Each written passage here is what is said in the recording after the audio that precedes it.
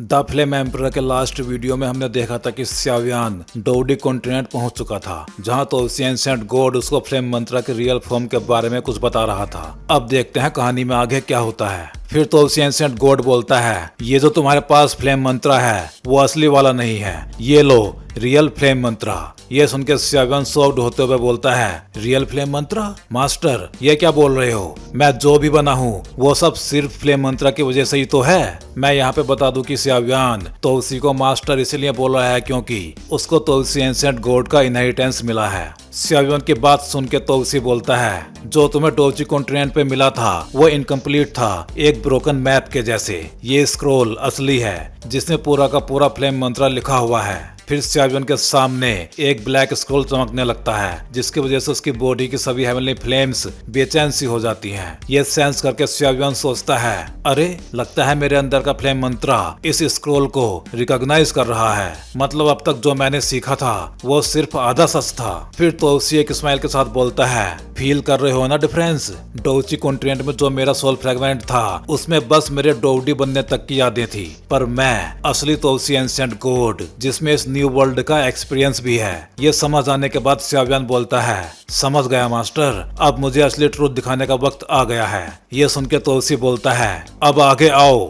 और इस स्क्रोल को फील करो। फिर स्यावियान स्क्रोल को टच करता है और उसके ऐसा करते ही एक छोटी सी फ्लेम उसकी बॉडी के अंदर चली जाती है, जैसे उसकी बॉडी को स्कैन कर रही हो। ये देख के स्यावियान बोलता है, ये क्या हो रहा है? स्यावियान की बात सुनकर तो उसी बोलता है, रिलैक्स, रियल फ्लेम मंत्र हर उस बंदे को चेक करता है जिसके अंदर हेवनली फ्लेम्स हो। बिना फायर के ये टेक्निक काम ही नहीं करेगी। फिर अचानक उस स्क्रोल से एक बहुत तेज लाइट निकलती है और एक एंशिएंट आवाज स्यावियान के दिमाग में गूंजती है, ये है रियल फ्लेम मंत्रा।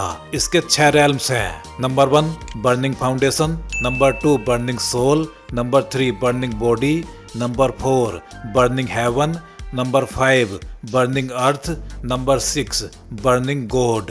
इसको प्रैक्टिस करने वाला हेवन और हेल दोनों को टेस्ट करेगा, लेकिन अगर तुम सीखने की हिम्मत रखते हो तो दुनिया को चेंज कर सकते हो। ये सुन के स्यावियान शॉक्ड होते हुए बोलता है, ये आवाज, ये तो हमारे स्याव क्लैन के एंसेस्ट्रल मार्क से कनेक्टेड है। स्यावियान की बात सुन के तो उसी बोलता है, हाँ, फ्लेम मंत्रा के फाउंडर का तुम्हारे स्याव क्लैन के साथ गहरा रिलेशन है, लेकिन अपने क्लैन को ढूंढने से पहले तुम्हें खुद को और स्ट्रॉन्ग बनाना होगा। तब स्यावियान बोलता है, समझ गया मास्टर, मिस्ट्रीज बहुत ज्यादा हैं, पर जवाब लेने के लिए मुझे और ज्यादा पावर चाहिए। ये सुन के तो उसी बोलता है, बिल्कुल सही, और पावर के लिए तुम्हें होली फ्लेम्स को कलेक्ट करना होगा, जितनी ज्यादा उतना बेटर। ये तुम्हारी ब्लड लाइन और आने वाले वार दोनों से जुड़ी हुई हैं। पर एक बात याद रखना, अपना क्लैन टैटू तब तक एक्टिवेट मत करना जब तक तुम फाइटिंग इमोर्टल लेवल पे ना पहुंच जाओ। ये सुनकर स्यावियान बोलता है, मास्टर आपके वर्ड्स मेरे लिए एक आदेश के जैसे हैं। अब चाहे हेवन हो या फिर हेल, मैं रियल फ्लेम मंत्र के साथ आगे बढ़ूंगा। ये सुन के तो उसी एंशिएंट गॉड बोलता है, स्यावियान एक और बात है, तुमने गोल्डन ड्रैगन किंग को देखा है ना अपने सामने? ऐसा बोलते टाइम तो उसी की वॉइस में एक गिल्ट महसूस हो रहा था। फिर गोल्डन ड्रैगन किंग बोलता है, तो उसी भाई भाई के बीच में गिल्ट कैसा? वो मेरा डिसीजन था और मुझे कभी उसके लिए रिग्रेट नहीं हुआ। ये सुन के तो उसी बोलता है, पर जिंगलोंग उस वक्त अगर तुम ड्रैगन क्लैन को लीड करके सपोर्ट ना करते तो आज मैं जिंदा ही नहीं होता। तुमने अपने क्लैन को धोखा देने का चार्ज झेला और इसके लिए मैं बस गिल्ट फील करता हूँ। इस बार तुम्हारी जगह मेरा डिसाइपल स्यावियान तुम्हारा कर्ज चुकाएगा। ये सुनकर गोल्डन ड्रैगन किंग बोलता है, तो उसी भाई मैं कभी तुम्हें ब्लेम नहीं करूंगा। इन दोनों की बात सुनकर स्यावियान भी चौंक गया था। ब्रोदर मतलब मास्टर और गोल्डन ड्रैगन किंग इतने ज्यादा क्लोज हैं। फिर तो उसी एंशिएंट गॉड बोलता है, सुन जिंगलोंग, मैं और मेरे मास्टर दोनों ने सील ऑफ री इनकारनेशन यूज की है। अगले महायुद्ध में हम दोनों वापस आएंगे, तब तक तुम अपनी बॉडी को फिर से बनाओ, ड्रैगन क्लैन के चार्ज को क्लियर करो और अपनी पीक पावर को रिकवर करो। मास्टर ने फ्यूचर प्रेडिक्ट किया है, अगली बार शायद लास्ट बैटल होगी। ये सुनकर गोल्डन ड्रैगन किंग सोचता है, गुड ब्रोदर, मेरी इस जिंदगी का सबसे बड़ा लक था तुमसे मिलना। फिर तो उसी एंशिएंट गॉड स्यावियान से बोलता है, स्यावियान अब 2 बड़े टास्क तुम्हारे शोल्डर्स पे हैं। एक, अपने लिए रियल फ्लेम मंत्रा की मास्टरी, और 2, तुम्हें जिनलोंग भाई को प्रोटेक्ट करना होगा। और ये लो emperor flame ring.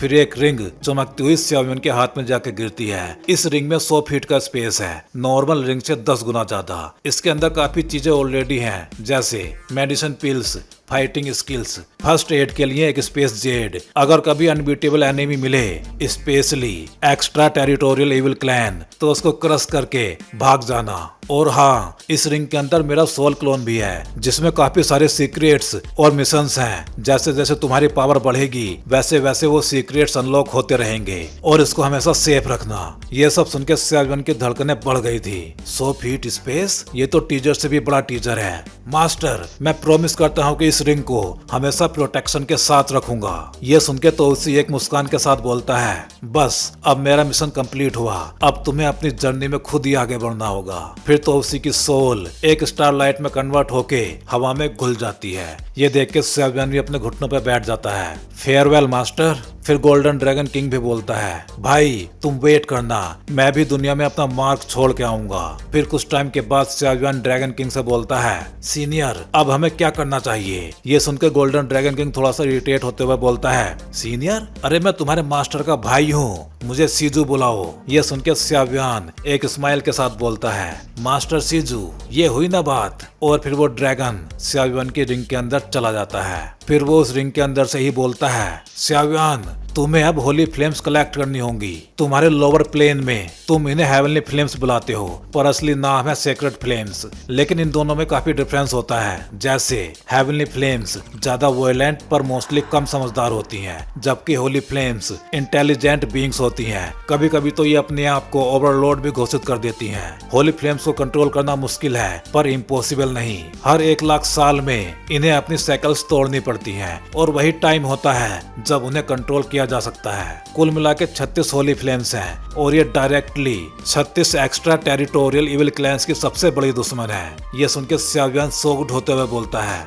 36 Holi flames, और हर एक किसी इविल क्लैन को सप्रेस करती है। फिर गोल्डन ड्रैगन किंग सीरियस होकर बोलता है, एग्जैक्टली, और टॉप 3 हेवनली फ्लेम्स अभी सोई हुई हैं। 10,000 साल पहले की वॉर हमने उनकी हेल्प से लड़ी थी। तुम स्ट्रॉन्ग बनो और फिर तुम भी सब कुछ समझ जाओगे। फिर सेवन बोलता है, ओके, अगर वो दिन आया तो मैं अपनी पूरी जान लगा दूंगा इस वर्ल्ड को बचाने में। और फिर सेवन केव से बाहर निकल जाता है, दूर होरिजन में देखते हुए। डोवडी वर्ल्ड अब तुमसे मिलने आ रहा है सेवन। तभी ड्रैगन किंग की आवाज आती है, सेवन, न्यू वर्ल्ड मतलब डोवडी कॉन्टिनेंट का मेन रास्ता अभी थोड़ा दूर है, तब तक तुम्हें इस वर्ल्ड के रूल्स समझा देता हूँ। ये सुनकर सेवन बोलता है, मास्टर प्लीज टेल मी, यही सवाल मैं भी पूछना चाहता था। फिर ड्रैगन किंग बोलना शुरू करता है, सुन बेटा, डोवडी कॉन्टिनेंट में कोई अलग अलग मैजिक सिस्टम नहीं है, बस एक ही थीम है, डोची बराबर लाइफ और पावर। सब लोगों की रोजी रोटी, फाइट्स और डेली लाइफ सब डोची पे डिपेंड है, और ये सिस्टम इतना डेवलप हो गया है कि हर जगह फैला हुआ है। अब ध्यान से सुनो, यहाँ स्ट्रेंथ 3 चीजों पर डिपेंड करती है। एक, अपनी खुद की पावर मतलब स्ट्रेंथ लेवल। अगर तुम बस एक 1 स्टार डोजुन हो तो चाहे तुम्हारे पास 7 रैंक की टेक्निक हो, तुम डोसेंग को नहीं हरा पाओगे। नंबर 2, कल्टीवेशन टेक्निक, जिनको हम डोची वर्ल्ड में ची मेथड भी बोलते थे।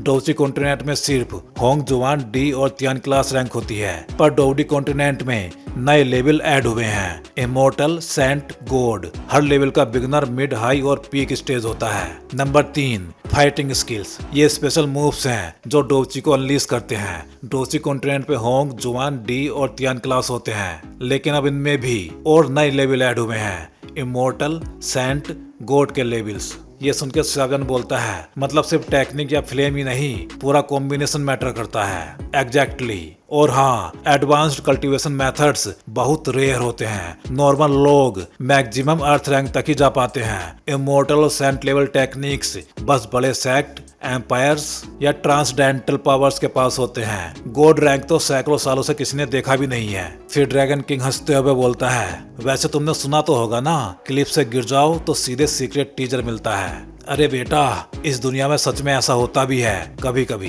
कई बड़े पावर हाउस तो ऐसे एडवेंचर करके ही बने हैं, लेकिन 99% लोग बस टूटी हुई हड्डियों के साथ ही वापस आते हैं। ये सुनकर स्याव्यान मुस्कुराते हुए बोलता है, मतलब क्लिप से नीचे मिरेकल भी है और फ्रैक्चर भी। फिर गोल्डन ड्रैगन किंग बोलता है, अब ध्यान से सुनो, डोवडी कॉन्टिनेंट एक अपर प्लेन है। यहाँ हेवन और अर्थ की एनर्जी बहुत ज्यादा है, इसी वजह से यहाँ के लोग बहुत तेजी से कल्टीवेट करते हैं। नॉर्मल लोग डोउजुन लेवल तक पहुँच जाते हैं, टैलेंटेड लोग डोउसेंग लेवल तक। डोवडी रेयर है, बस रॉयल फैमिलीज, बड़े सेक्ट या हिडन मॉन्स्टर्स ही इस लेवल तक पहुँच पाते हैं। करेंसी एकदम सिंपल है, 100 कॉपर कॉइन्स एक सिल्वर कॉइन्स के बराबर होता है और 100 सिल्वर कॉइन्स एक गोल्ड कॉइन के बराबर होता है। नॉर्मली डोवडी की हायरार्ची कुछ ऐसी होती है, डोवडी, डोउजियान, डोउसेन, और इनमें हर रैंक को 9 स्टार्स में डिवाइड किया गया है और हर स्टार को भी early stage, middle stage, late stage और कंज्यूमेशन स्टेज में डिवाइड किया गया है। इन 9 स्टार्स को पार करने के बाद ही आप नेक्स्ट रेल में पहुंच पाओगे। यहाँ पे अल्केमिस्ट को भी 3 रैंक में डिवाइड किया गया है, first grade emperor, second grade emperor और थर्ड ग्रेड एम्परर। और इनमें भी हर रैंक के लिए 3 टाइप्स की पिल्स होती हैं, इमोर्टल रैंक की पिल्स, सेंट रैंक की पिल्स और लीजेंडरी डिवाइन पिल्स। लेकिन डिवाइन पिल्स को आज तक किसी ने देखा तक नहीं है। अगर बात करें कल्टीवेशन लेवल्स की तो ये होते हैं इमोर्टल रैंक, होली रैंक और गॉड रैंक। इनको भी low level, intermediate level, high level और कंप्लीट लेवल में डिवाइड किया गया है। अगर मॉन्स्टर्स की बात करें तो इनको भी 3 लेवल्स में डिवाइड किया गया है, एम्परर, इमोर्टल और गॉड। और हर लेवल को 1 से लेकर 10th रैंक में डिवाइड किया गया है। जब कोई मॉन्स्टर एम्परर लेवल के 10th रैंक में ब्रेक थ्रो कर लेता है तो उसके बाद वो ह्यूमन फॉर्म में कन्वर्ट हो सकता है। और क्योंकि मैजिकल बीस्ट की लाइफ बहुत ज्यादा लंबी होती है, इसलिए उनके चांसेस बहुत ज्यादा होते हैं कि वो एम्परर लेवल तक पहुंच जाएं। लेकिन ह्यूमन फॉर्म में कन्वर्ट होने के बाद उनको हर ब्रेक थ्रो पे डिवाइन ट्रिबुलेशन का सामना करना होता है, जिससे उनके मरने के चांसेस भी बहुत ज्यादा होते हैं। लेकिन ह्यूमन फॉर्म में कन्वर्ट होने के बाद वो बीस्ट चाहे तो इन ट्रिबुलेशंस को अवॉइड कर सकते हैं, जिसके लिए उन्हें फिर से स्टार्टिंग से कल्टीवेट करना होगा। और इन ह्यूमन फॉर्म वाले बीस्ट के पास गॉड ऑफ फाइटिंग लेवल तक पहुंचने का चांस भी होता है, लेकिन ऐसा बस सुनने को ही मिला है। इसकी सच्चाई क्या है ये किसी को नहीं पता।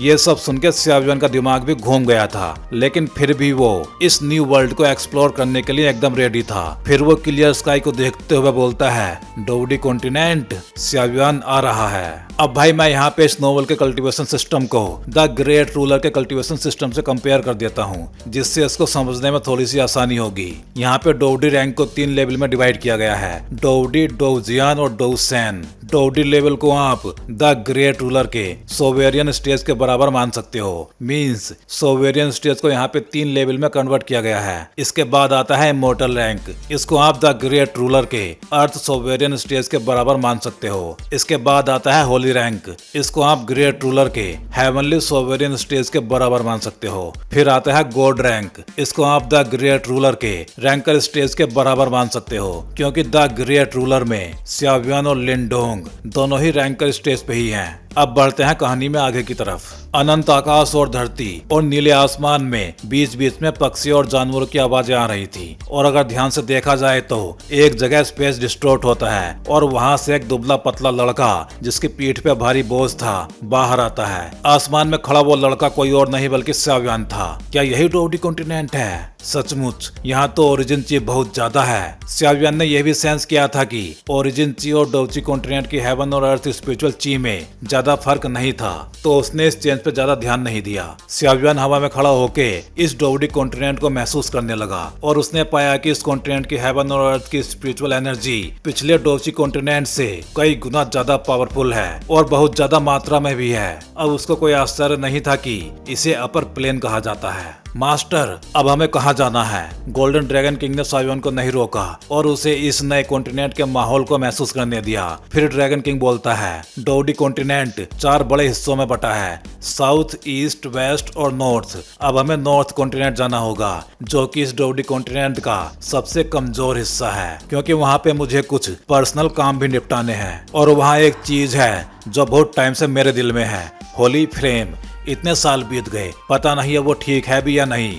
गोल्डन ड्रैगन किंग ने नॉस्टैल्जिया भरी आवाज में बोला, होली फ्लेम। ये सुन के सियावियन का दिल जोश से धड़कने लगा था, जैसे वो किसी हेमली फ्लेम को ढूंढते हुए धड़कता था। फिर ड्रैगन किंग बोलता है, जमीन पे उतर जाओ, क्योंकि इस कॉन्टिनेंट के ज्यादातर आसमान पर स्टेट्स का कब्जा है। आसमान में उड़ना सख्त मना है, वरना मुसीबत में पड़ जाओगे। गोल्डन ड्रैगन किंग की आवाज रिंग से आई। सियावियन ने यह सुना, चौंका और तुरंत नीचे उतर गया। फिर सीन चेंज होता है और हमें एक आवाज सुनाई देती है, तेरी उम्र तो काफी छोटी लगती है। अगर ट्रेजर पैवेलियन का लोकेशन बता दे तो हम तुझे छोड़ देंगे, वरना तेरे इस नाजुक शरीर को देख के तो ये भाई लोग तुझे बख्शेंगे नहीं।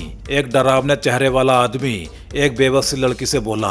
बोलते ही उसने पीछे खड़े लोगों की तरफ देखा, जो बुरी नजर से उस लड़की को देख के मुस्कुरा रहे थे। ये सुन के वो लड़की रोते हुए बोलती है, मुझे ट्रेजर पैवेलियन के बारे में कुछ नहीं पता, मैं तो बस मू फैमिली की एक नौकरानी हूँ, मुझे क्या पता, तुम लोग मू फैमिली से पूछो। इसके बाद सामने वाला आदमी गुस्से में चिल्लाता है, मू फैमिली से पूछें? हम सब मू फैमिली से ही हैं। मू फैमिली के चीफ ने मरने से पहले बोला था कि ट्रेजर पैवेलियन का मैप तू लेकर भागी है, अब क्या कहेगी? ये सुन के वो लड़की एक मुस्कान के साथ बोलती है, अगर मारना ही है तो इतने बहाने क्यों बना रहे हो? उसे साफ साफ दिख रहा था कि सामने वाला बस बहाना बनाकर उसे मारना चाहते हैं। ट्रेजर मैप जैसी कोई चीज थी ही नहीं। चलो पहले इसके सारे कपड़े उतारो और इसकी रिंग चेक करो। फिर पीछे खड़े आदमी उस लड़की को भूखी नजरों से घूरने लगे थे। उसकी फेयर स्किन और लंबे काली जुल्फों को देख के सबके मुंह से लार टपक रही थी। ये सुन के वो लड़की गुस्से में चिल्लाती है, जानवरों से भी गए गुजरे हो तुम लोग। लड़की ने अपने हाथ में पहनी हुई एकमात्र चीज, एक रिंग जो उसकी माँ की आखिरी निशानी थी,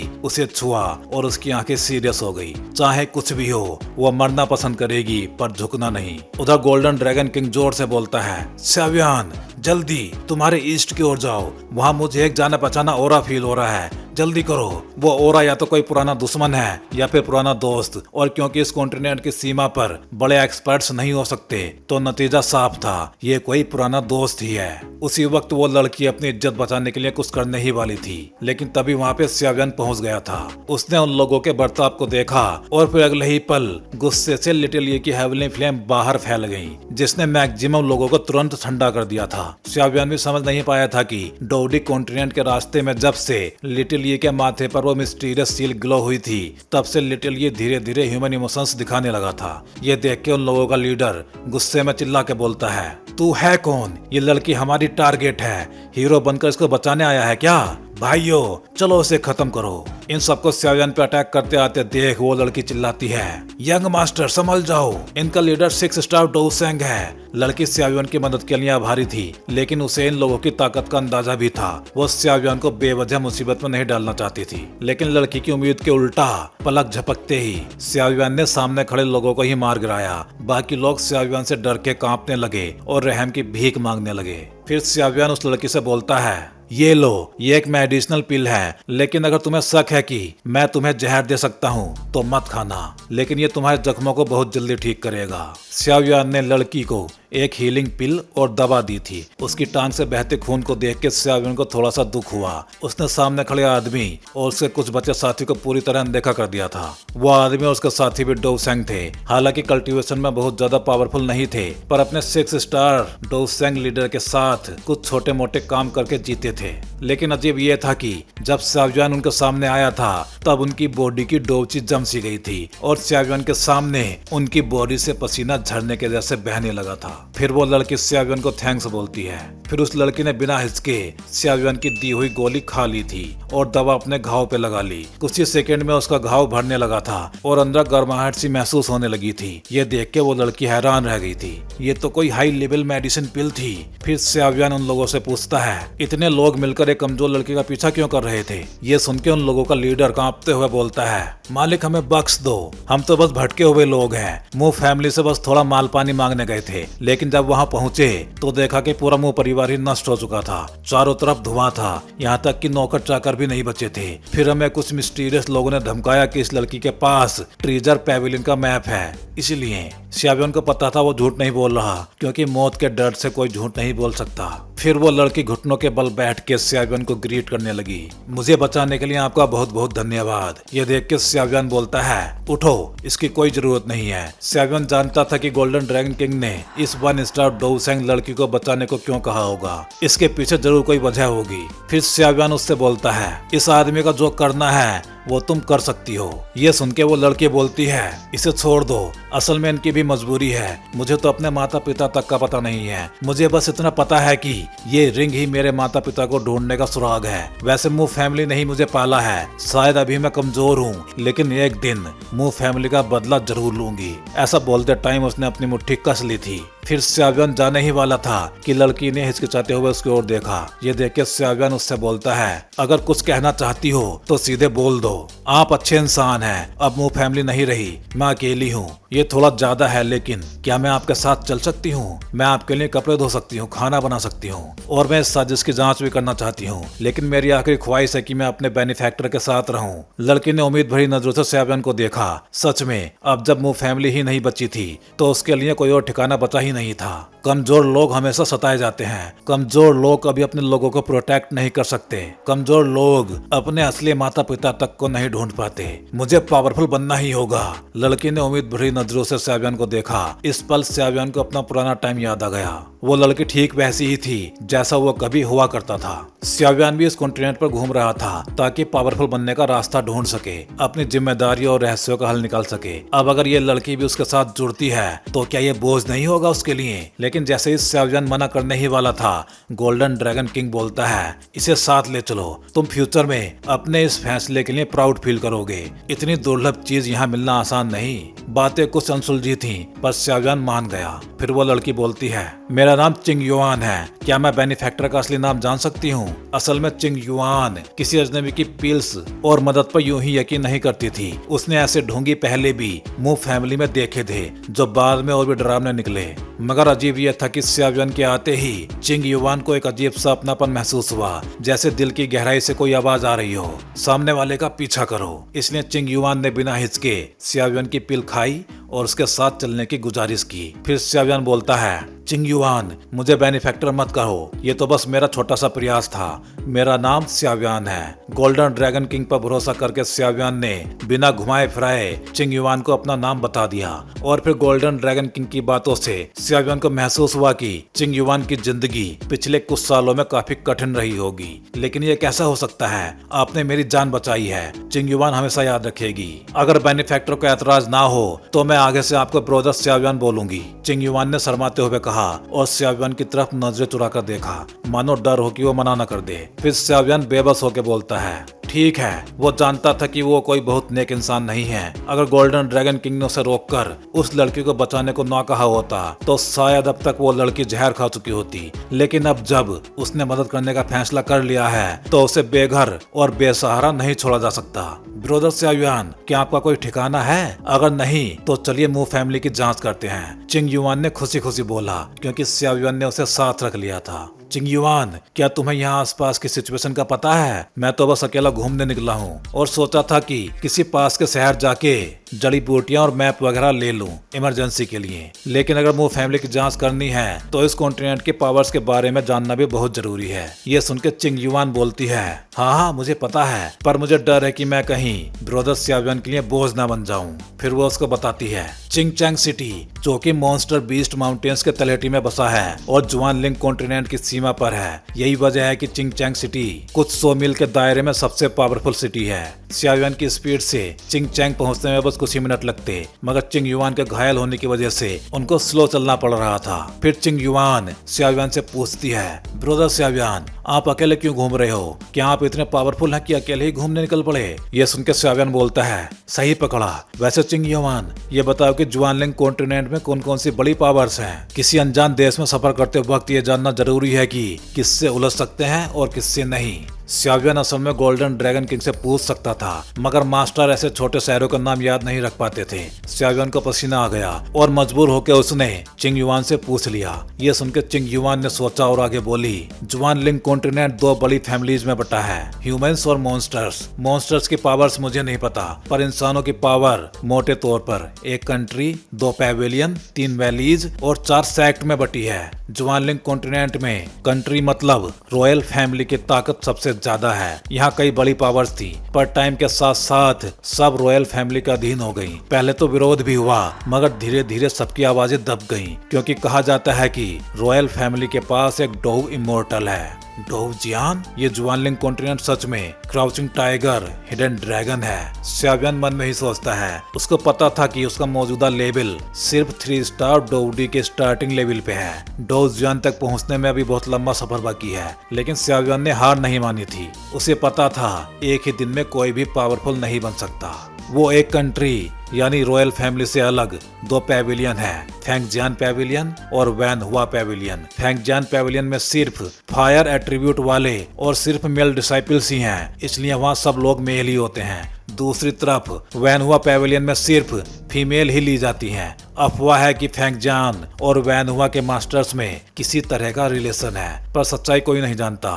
3 वैलीज हैं, डैन वैली, नाइटमेयर वैली और एस्ट्रोलॉजी वैली। डैन वैली में अल्केमिस्ट और रेयर ट्रीजर्स होते हैं। नाइटमेयर वैली सोल अटैक्स में माहिर है। एस्ट्रोलॉजी वैली सबसे कमजोर है, पर फ्यूचर प्रिडिक्ट करने की शक्ति रखता है। आखिरी 4 सेक्ट हैं, poison sect, sword god sect, Ming sect और सोलोमन सेक्ट। पॉइजन सेक्ट, इस सेक्ट में पॉइजन ची वाले लोग मिलेंगे। स्वार्ड गॉड सेक्ट, इस सेक्ट में स्वॉर्ड टेक्निक वाले लोग मिलेंगे।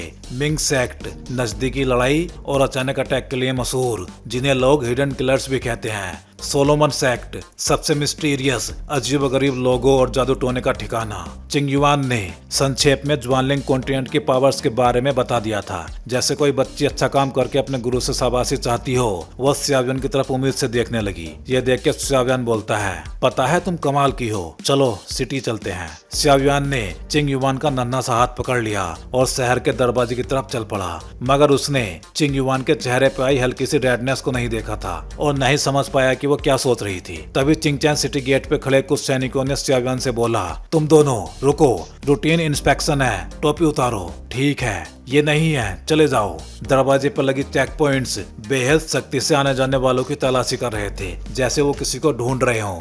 अरे ये क्या मुसीबत है, जब से मू फैमिली तबाह हुई है शहर में पाबंदी लगी हुई है, पता नहीं क्या हो रहा है। लगता है किसी किलर को ढूंढ रहे हैं। कौन जाने, जिसने मू फैमिली को तबाह करने की हिम्मत की है उसके पास कुछ न कुछ तो होगा ही। बाहर जाते टाइम सावधान रहना चाहिए। सुना है किलर अभी भी शहर के अंदर ही है, सच है या झूठ ये नहीं पता। स्यावियन और चिंगयुआन जैसे ही शहर में दाखिल हुए, उन्होंने लोगों की फुसफुसाहट सुनी। तब स्यावियन चिंगयुआन से बोलता है, चिंगयुआन तुम्हें पता है मू फैमिली क्यों इस तरह बर्बाद हुई? मुझे ठीक ठीक तो नहीं पता, बस इतना याद है कि मू फैमिली के चीफ को कुछ मिल गया था। तो फिर चिंगयुआन थोड़ा उदास हो गई, क्योंकि भले ही मू फैमिली ने उसके साथ अच्छा बर्ताव नहीं किया था, मगर आखिरकार उन्होंने उसे पाला था। मू फैमिली की तबाही सुनकर उसे थोड़ा दुख जरूर हुआ था। हर आदमी निर्दोष होता है, लेकिन ट्रीजर्स मिलते ही वो गुनाहगार कहलाता है। स्यावियन ने तुरंत चिंगयुआन को दिलासा दिया और फिर उसे खींचकर फार्मेसी की ओर ले गया। स्यावियन असल में होटल जाना चाहता था, लेकिन तभी एहसास हुआ कि उसकी जेब पूरी तरह से खाली है। वो चिंगयुआन से ये बात कह भी नहीं पाया, इसलिए बोला, चिंगयुआन चलो पहले कुछ मेडिसिनल हर्ब्स को ऑक्शन कर देते हैं, वैसे भी मुझे कुछ जड़ी बूटियां खरीदनी है। ये सुन के चिंगयुआन भी थोड़ी सी चौंक गई और उसके साथ ऑक्शन की ओर चल पड़ी। जुबाब युआन, ये 3 बड़े बड़े अक्षर एक ऊंचे बोर्ड पर चमक रहे थे, बेहद इंप्रेसिंग अंदाज में। जुबा युआन चिंगचैंग सिटी का सबसे बड़ा ऑक्शन हाउस था, जहां मेडिसिनल पिल्स और मेडिसिनल मटेरियल्स की खरीद फरोख्त होती थी। स्यावियन ने चिंगयुआन को साथ लिया और पहचान छिपाने के लिए दोनों ने पूरे शरीर को ढकने वाला लबादा पहना और अंदर चले गए। अंदर घुसते ही एक रिफ्रेशिंग खुशबू आई। ये खुशबू स्यावियन के लिए जानी पहचानी थी। तभी एक चालाक सा दिखने वाला आदमी मुस्कान के साथ स्यावियन के पास आया और बोला, आप दोनों को क्या चाहिए? हालांकि बहुत से लोग ऑक्शन कराने आते थे और मेडिसिनल पिल्स खरीदते भी थे, लेकिन सब खुलकर आते थे। लेकिन कभी कभी स्यावियन जैसे लोग भी नजर आ जाते थे। फिर स्यावियन अपनी आवाज थोड़ी चेंज करते हुए बोलता है, हेलो, मुझे मेडिसिनल हर्ब्स ऑक्शन करनी है और साथ ही कुछ रियल मेडिसिनल मटेरियल्स भी खरीदनी है, बस नहीं जानता कि यहाँ पे मिलेंगे या नहीं। ये सुन के वो आदमी बोलता है, सर आप किस ग्रेड की मेडिसिनल हर्ब्स ऑक्शन करना चाहते हैं? और जहाँ तक मेडिसिनल मटेरियल्स की बात है, चिंता मत करिए, जुबा युआन में सब कुछ है। मुझे नहीं पता कि आप किस ग्रेड की मेडिसिन ऑक्शन करना चाहते हैं सर। 9th ग्रेड गोल्डन पिल। क्या हुआ? मेरी ऑक्शन रैंक बहुत लो है क्या? सर नहीं, प्लीज इधर आइए, मैं हमारे CEO को बुलाता हूँ, जरा वेट करिए। नाइन्थ ग्रेड गोल्डन पिल सुनकर वो आदमी दंग रह गया था, क्योंकि भले ही डोडी कॉन्टिनेंट में डोची कॉन्टिनेंट से कहीं ज्यादा स्पिरिचुअल एनर्जी थी और ब्लड पावर और पिल्स के जरिए ताकत बढ़ाई जा सकती थी, लेकिन अल्केमिस्ट को तो स्टेप बाय स्टेप ही आगे बढ़ना होता था। इसमें कोई शॉर्टकट नहीं था। इसलिए अल्केमिस्ट की रेयरिटी डोची कॉन्टिनेंट से कम नहीं थी। इसलिए उस आदमी का शॉक्ड होना स्वाभाविक था। वो आमतौर पर 6th रैंक तक के लोग ही देखता था, 9th रैंक के नहीं। तभी एक दुबला पतला मिडिल एज्ड मैन बाहर आते हुए बोलता है, हेलो सर, मैं हूँ चिंग ही, जुबा युवान का CEO और एक फर्स्ट रैंक एम्परर अल्केमिस्ट भी। क्या आप सचमुच 9th ग्रेड गोल्डन पिल ऑक्शन करने वाले हैं? ये सुनकर स्यावियन बोलता है, ये रही 9th ग्रेड की पिल्स और कुछ हीलिंग मेडिसिन जिन्हें मैं ऑक्शन करना चाहता हूँ, और ये है मेरी जरूरी मेडिसिनल हर्ब्स की लिस्ट। उम्मीद है CEO इसमें मदद करेंगे। चिंग ही ने अपने सामने दर्जन भर 9th ग्रेड गोल्डन पिल्स देखी और जड़ी बूटियों की लिस्ट हाथ में ली, और फिर वो मन ही मन सोचता है, ये सभी चीजें बेचनी है? क्या ये डोडी लेवल का बंदा है? सर जरा इंतजार कीजिए, मैं अभी आता हूँ। इतना कहकर चिंग ही ने झुककर हाथ जोड़े और जाने लगा, लेकिन तभी स्यावियन बोलता है, एग्जीक्यूटिव चिंग, सच कहूँ तो मैं जल्दी में निकल पड़ा था और पैसे लाना भूल गया, इसलिए मैं चाहता हूँ कि पिल्स को तुरंत बेच के मेरी मेडिसिनल हर्ब्स मिल जाएं। चिंग ही ने सुना और बोला, सर आप सच में ऐसा करना चाहते हैं? असल में मैंने सोचा था थोड़ा प्रमोशन करूँ तो कीमत और बढ़ जाएगी। खैर अब मैं सबसे तेज ऑक्शन अरेंज करता हूँ, साथ ही वेयर हाउस से आपकी हर्ब्स भी ले आता हूँ। इतना कह के वो जल्दी से निकल गया। स्यावियन ने चिंग ही को जाते देखा और तभी एक नाजुक से चेहरे और आकर्षक शरीर वाली लड़की अंदर आई। वो घबराई हुई थी और उसके हाथ में चाय की प्याली थी। साफ था कि उसे स्यावियन की सेवा के लिए भेजा गया था। स्यावियन ने देखा कि वो डरी हुई है, मगर क्योंकि उसे कोई जल्दी नहीं थी इसलिए आराम से बैठ गया और लड़की के हाथ से चाय ले ली। चिंग युवान भी उसी की नकल करते हुए बैठ गई थी। लड़की ने राहत की सांस ली। उसे पहले ही बता दिया गया था कि इस बड़े आदमी की सेवा करनी है, चाहे फिर कैसी भी डिमांड हो, वरना। लेकिन शुक्र है कि सामने बैठा आदमी ऐसा नहीं था। स्यावियन ने जुबा युवान के कमरे को ध्यान से देखा और पाया कि इसका ढांचा तो नॉर्मल सा है, लेकिन एक इनविजिबल प्रेशर पूरे कमरे में फैला हुआ था। ये तो एक फॉर्मेशन है, मैंने सोचा भी नहीं था कि यहाँ इतनी सुरक्षा होगी, अचानक गोल्डन ड्रैगन किंग ने कहा। जब से स्यावियन ने चिंग युवान को साथ लिया है, गोल्डन ड्रैगन किंग ने कुछ हर्ब्स गायब होने की बात बोली थी, लेकिन फिर भी उसने उसके बारे में कुछ बोला नहीं। स्यावियन सोच रहा था कि आखिर हुआ क्या है। तब स्यावियन गोल्डन ड्रैगन किंग से बोलता है, मास्टर चिंग युवान के साथ मामला क्या है? क्या आप मुझे उसे साथ रखने से रोकना चाहते थे? ये सुनकर ड्रैगन किंग बोलता है, इतनी बकवास क्यों? हर्ब्स मिल गई या नहीं, वक्त आने पर सब समझ जाओगे। तुम्हें पता नहीं है कि तुम कितने लकी हो, अभी भी शिकायत कर रहे हो, लेकिन कुछ दिनों के बाद तुम मुझे धन्यवाद बोलोगे। तभी चिंग ही वहाँ पे आ जाता है। सर आपकी पिल ऑक्शन होकर 5 मिलियन में बिकी, उसमें से 1.5 मिलियन और 10% हैंडलिंग फी काट के ये लीजिए, 3 मिलियन इस कार्ड में है, और ये रही आपकी हर्ब्स। चिंग ही ने 10 बोतलें 9th ग्रेड गोल्डन पिल भी वापस दी। टाइगर पैटर्न क्रिस्टल कार्ड केवल डोडी से ऊपर के पावरफुल लोग इस्तेमाल कर सकते हैं। क्या सामने वाला काले कपड़े का आदमी सचमुच डोडी है और ऊपर से 9th ग्रेड पिल बनाने वाला डोडी अल्केमिस्ट? ये तो डुअल आइडेंटिटी है। ये सोच के ही चिंग ही का डर और सम्मान दोनों बढ़ गए थे। ये सब चीजें लेके स्यावियन उसको थैंक यू बोल के बाहर निकलने ही वाला था, लेकिन तभी चिंग ही बोलता है, सर ठहरिए, माफ कीजिए अगर ज्यादा बोल रहा हूँ तो। हाल ही में मू फैमिली का मामला पूरे शहर में तूफान मचाए हुए है और शहर में मार्शल लॉ लगा हुआ है। आप सावधान रहें। सुना है कि किलर खास तौर पर अल्केमिस्ट को ही मार रहा है। ये सुनकर स्यावियन बोलता है, ये बताने के लिए थैंक यू, मैं ध्यान रखूंगा। तब चिंग ही का एक वर्कर उससे पूछता है, मास्टर ये आदमी है कौन? इतनी सारी 9th ग्रेड गोल्डन पिल्स कहाँ से लाया और इतनी हाई लेवल हर्ब्स क्यों खरीद रहा है? तब चिंग ही उससे बोलता है, मुझे नहीं पता उसकी असली आइडेंटिटी क्या है, लेकिन उसका अल्केमिस्ट वाला दर्जा और पावर असली है। वो शायद मेरे लेवल का है या मुझसे भी ऊपर, क्योंकि उससे निकलने वाली सोल फ्लक्चुएशंस बहुत ज्यादा पावरफुल हैं। और जहाँ तक उसके हर्ब्स की बात है, हमें उसके काम में दखल नहीं देना चाहिए, बस अपना काम करो। तो भाई लोग, ये था द फ्लेम एम्परर सीरीज का सेकंड वीडियो। मुझे पता है कि अभी वीडियोस रेगुलर नहीं है, लेकिन इस नोवेल का ट्रांसलेशन कुछ अच्छा नहीं है, बहुत ज्यादा अजीब सा है, इसलिए स्टार्टिंग में कुछ दिक्कत हो रही है इसको समझने में। लेकिन जल्दी ही ये कहानी रेगुलर मतलब डेली बेसिस पे हो जाएगी और बेटर भी हो जाएगी। चलिए फिर जल्दी ही मिलते हैं अगले वीडियो में।